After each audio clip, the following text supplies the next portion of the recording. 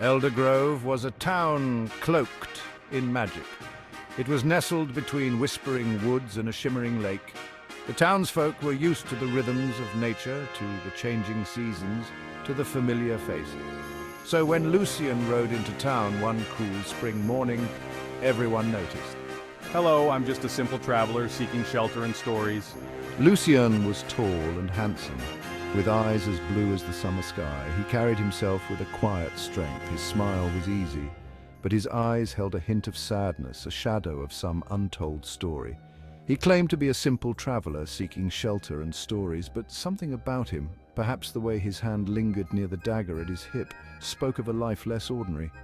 The Willowbrook sisters, Ilara, Luna, and Lyra, were particularly wary. They were as different as the phases of the moon, these three. Ilara, the eldest, was practical and cautious, her heart hidden behind a wall of logic.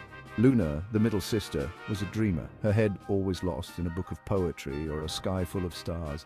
And Lyra, the youngest, was a whirlwind of energy and laughter, her spirit as bright and untamed as a wildfire. They watched Lucian from afar, their curiosity battling with their apprehension. Who was this stranger and what brought him to their peaceful haven? They felt a strange pull towards him, a mix of intrigue and trepidation. Little did they know Lucian's arrival was about to change their lives forever. Eldergrove buzzed with whispers about the newcomer. Some were welcoming, offering him bread and a place by the fire. Others were suspicious, their eyes narrowed as they observed his every move. The Willowbrook sisters found themselves drawn to the old willow tree at the edge of town, their usual meeting place, to share their thoughts.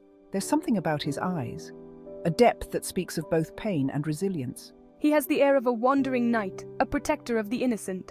He probably has a whole treasure chest of stories. We should invite him for tea. Their conversations under the willow tree became more frequent, their initial apprehension slowly giving way to curiosity. They found themselves seeking Lucian out in the bustling marketplace or stealing glances at him across the crowded tavern. Lucian, in turn, seemed drawn to their warmth and spirit, his eyes lingering a moment longer on each sister, a hint of something unreadable in their depths. One afternoon, while helping their neighbor Mrs. Willowwood gather herbs, they stumbled upon Lucian by the river. He was tending to a wounded hawk, his touch gentle and sure.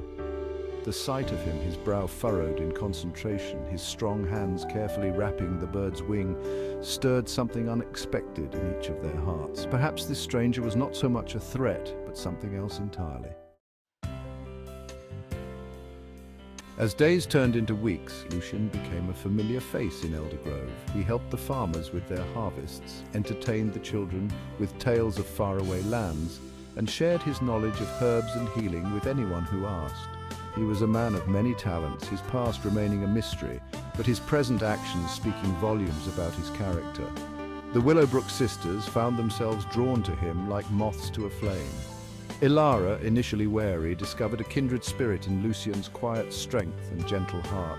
They spent hours discussing philosophy and the intricacies of the human condition, her initial reservations melting away with each shared conversation. Luna, the dreamer, found her match in Lucian's appreciation for the beauty that surrounded them. He would point out constellations she had never noticed, reciting poetry under the starlit sky, his voice a soothing melody that made her heart flutter. They spoke in the language of dreams and aspirations, their souls connecting on a level neither had experienced before. Lyra, the free spirit, was captivated by Lucian's adventurous spirit and his mischievous grin.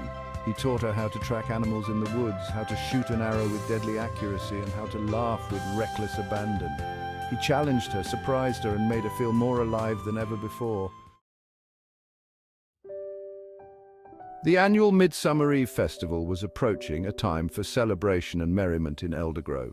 The air crackled with anticipation, the scent of wildflowers and wood smoke filling the air. As the town prepared for the festivities, the Willowbrook sisters found their hearts in turmoil. They had each in their own way fallen deeply in love with Lucian.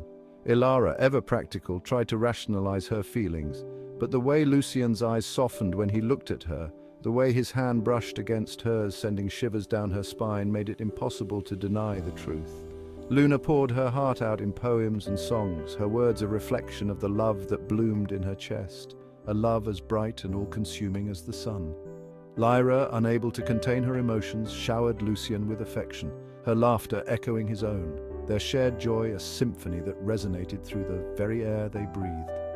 One warm evening, under the watchful gaze of the old willow tree, the sisters confessed their feelings to each other.